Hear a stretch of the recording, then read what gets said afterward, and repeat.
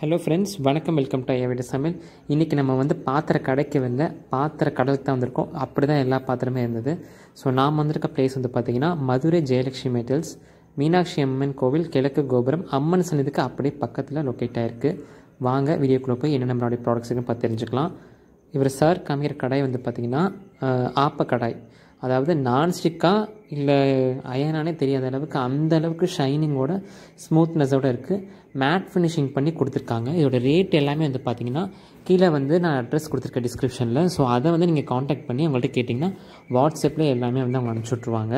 So next வந்து என்ன product பார்க்க போகிறோம்னு வந்து பார்த்திங்கன்னா, இது வந்து நம்ம பார்த்தோம் இல்லைங்களா ஆப்ப கடாய், அதுலேயே வந்து பார்த்திங்கன்னா இது வந்து கடாய், அதாவது வடச்சட்டி சொல்லுவோம்ல அந்த மாதிரி.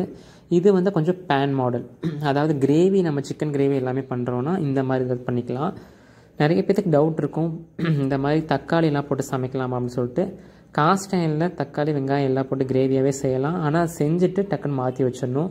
இது வந்து பார்த்திங்கன்னா 2 சைடு உள்ள 12 இன்ச் தோசை டவா. இதோட ப்ரைஸும் வந்து பார்த்திங்கன்னா 400 to 500 அந்த மாதிரி ரேஞ்சில் சொல்லியிருந்தாங்க. இந்த ஸ்கில்லெட் வந்து பார்த்திங்கன்னா இதுவுமே மேட் ஃபினிஷிங் பண்ண ஸ்கில்லெட் தான். இதுவுமே வந்து பார்த்திங்கன்னா ரொம்ப நல்லா ஹெவி, நல்லாவும் இருந்தது. ஸோ நம்ம வந்து இதில் ஜிலேபி எல்லாம் போடலாமான்னு கேட்டிருந்தேன். அதுக்கு தனியாக பேன் இருக்கான், பட் நம்ம இதுலேயுமே வந்து அது மாதிரி போட்டுக்கலாம். ஸோ சைடில் வந்து அதை கொடுத்துருக்கோம். பாஸ்டாக் வந்து பெஸ்ட்டாக இருக்கும் எனக்கு தெரிஞ்சு கேட்டிங்கன்னா. இது வந்து நார்மலாக கிரில் பேன் தான். ஸோ வீட்டில் கிரில் சிக்கன் பண்ணுறோம் அப்படின்னா இந்த மாதிரி நம்ம பேன் வந்து வாங்கி யூஸ் பண்ணிக்கலாம். ஸோ இதோட ரேட்டுமே வந்து பார்த்திங்கன்னா ரீசனபிள் தான் இருந்தது. எனக்கு பிடிச்ச ப்ராடக்ட் என்னென்னு வந்து பார்த்திங்கன்னா இந்த ப்ராடக்ட் தான். ஸோ என்னென்னு கேட்டும்போது சொன்னாங்க, இப்போ நம்ம மீன்லாம் பொரிக்கிறோன்னா பெரிய வஞ்சர மீன்லாம் போட்டோம்னா வடச்சட்டியை போட்டு பொரிக்க முடியாது, பேனில் போட்டால் நிறைய ஆயில் ஊற்றணும். அதனால் டவாவில் வச்சு நம்ம ஃப்ரை பண்ணிடுவோம். ஆனால் இது அந்தளவுக்கு எண்ணெய் இருக்காது, நம்ம வந்து டீப் ஃப்ரை, ஷாலோ ஃப்ரை பண்ணிக்கலாம். இந்த பாத்திரம் தான் வந்து பார்த்திங்கன்னா மோஸ்ட்லி மீன் வந்து பொரிக்கிறதுக்காக யூஸ் பண்ணுவாங்க, அந்த டவாவில் பண்ணுறதுக்கு அப்படின்னு சொன்னாங்க. இதுவுமே வந்து பார்த்திங்கன்னா அந்த மாதிரி தான். சப்போஸ் நம்ம ஆயில் ஊற்றி பண்ணுறோம் அப்படின்னா நல்லா ஆயில் நிறையா ஊற்றிட்டு ஒரு 2 மீன் போடலாம் தாராளமாக. எனக்கு தெரிஞ்சு 2லேருந்து 1 மீன் போடலாம். பெரிய மீன்னா 1 மீன் போட்டு நல்லா ஈஸியாக பொரிக்கலாம். ஸ்டவ்வில் வச்சா விழுந்துடாத, வலிக்கிறான்னு கேட்டேன். அதெல்லாம் நல்லா தான் இருக்கும் அப்படின்னு சொன்னாங்க. நெக்ஸ்ட் வந்து பார்த்திங்கன்னா பனியாரக்கல் வந்து எல்லாத்துக்குமே தேவை தான். என்ன தான் நம்ம நான்ஸ்டிக்கில் வாங்கினாலுமே அது வந்து ஹெல்தி கிடையாது. இந்த மாதிரி அவங்க யூஸ் பண்ணும்போது நல்லாயிருக்கும். இதோட ப்ரைஸ் தான் வந்து பார்த்திங்கன்னா ஒரு 100, 120 அந்த மாதிரி தான் சொல்லியிருந்தார். இது எல்லாமே தாளிப்பு கரண்டி எல்லாமே. கூட வந்து பார்த்திங்கன்னா சைனீஸ் கரண்டி அந்த வச்சுருந்தாங்க. ஸோ நான் கேட்டிருந்தேன், ஸோ நல்லா இருக்கே அப்படின்னு சொன்னாங்க. இதோட ஸ்டார்டிங் ப்ரைஸ் வந்து பார்த்தீங்கன்னா 150 ஸ்டார்ட் ஆகுது அப்படின்னு சொல்லியிருந்தாங்க. அடுத்து என்னோடய ஃபேவரட் வந்து பார்த்திங்கன்னா நான் பூந்தி கரண்டி இருக்கு இல்லைங்களா, அதுதான் கேட்டிருந்தேன். இது வந்து மோத்திச்சோறு போடுறது கிடையாது, இதில் நம்ம வடிச்சுக்கலாம், எண்ணெய் ஆயிலில் ஸ்டெயின் பண்ணிக்கலாம். இது வந்து பூந்தி கரண்டி. ஸோ நெக்ஸ்ட்டு எங்களோட கலெக்ஷன்ஸ் எல்லாமே வந்து பார்த்திங்கன்னா இந்த மாதிரி கல் பாத்திரம், கல் சட்டி இந்த மாதிரி காமிச்சிருந்தாங்க.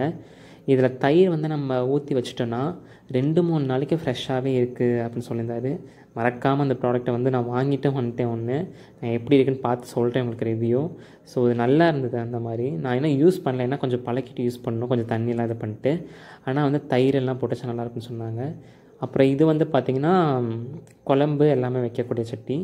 என்ன சொல்லியிருந்தாங்கன்னா டைரெக்டாக ஹீட் பண்ணக்கூடாது, நம்ம பாத்திரத்தில் கொஞ்சம் முன்னாடியே ஆயிலெலாம் ஊற்றிட்டு நம்ம ஹீட் பண்ணோம்னா நல்லாயிருக்கும். ஏன்னா அது கல் தானே, அதனால ரொம்ப ஹீட் ஏன்னா கிராக் வந்து வர்றதுக்கான வாய்ப்பு இருக்குது.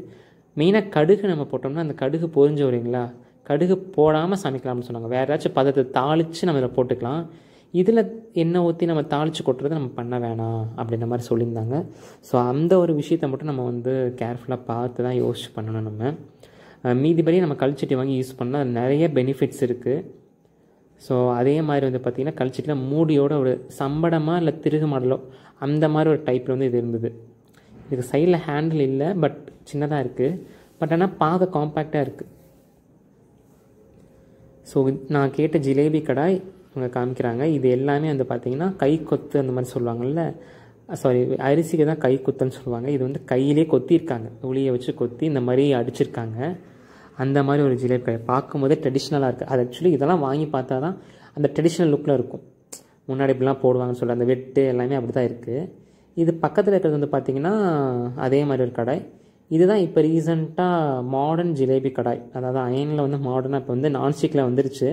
இருந்தாலும் நம்ம யூஸ் பண்ணுறது அதுதான். இதுவுமே வந்து பார்த்திங்கன்னா நான்ஸ்டிக்கே வந்து தோற்று போகிற அளவுக்கு அந்த மாதிரி ஒரு சூப்பரான ஒரு அயன் கடாய் தான். எதுவுமே அந்த பாலிஷ் கிடையாதுங்க, எல்லாமே வந்து பார்த்திங்கன்னா சீசனிங் பண்ணியிருக்காங்க ஒரு சில ஐட்டம். இந்த தவா வந்து எனக்கு ரொம்ப பிடிச்சிருந்தது. தோசைலாம் ஊற்ற நல்லா வலிக்கிட்டு நல்லா வரும் போல். இதிலே வந்து பார்த்திங்கன்னா உடன் ஹேண்டில் போட்டும் இருக்குது. அதே மாதிரி பேன்கேக், ஊத்தாப்பம் என்ன வேணாலும் சொல்லிக்கலாம். ஆப்பம், பேன்கேக், ஊத்தாப்பம். அது மாதிரி இந்த பேன்கேக் ஊத்தாப்பம் போகிற பாத்திரம் இருந்தது. கையில் நான் வச்சுருக்கிறது பார்த்திங்கன்னா லைட் வெயிட், அவர் வச்சுருக்கிறது பார்த்திங்கன்னா கொஞ்சம் ஹெவி வெயிட். ஹெவி வெயிட் நம்ம போகும்போது ஒட்டாமல் வரும்.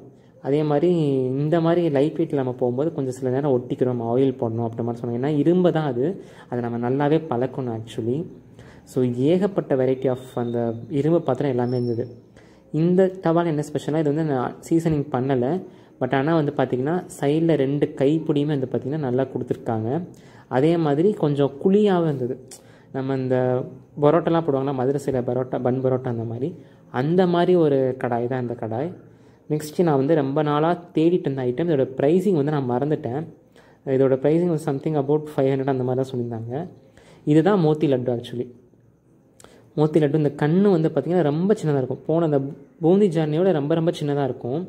இதை வந்து இன்னொரு பாத்திரம் சைடில் வச்சு அதுக்கு மேலே தட்டும்போது தான் அந்த இது நல்லா விழுகும் ஆக்சுவலி. ஆனால் இதுக்கு வந்து பெரிய கடாயை வச்சு தான் நம்ம போட முடியும், சின்ன கடையில் நம்ம போட முடியாது. நான் கடையோட இது பெருசாக இருக்குது.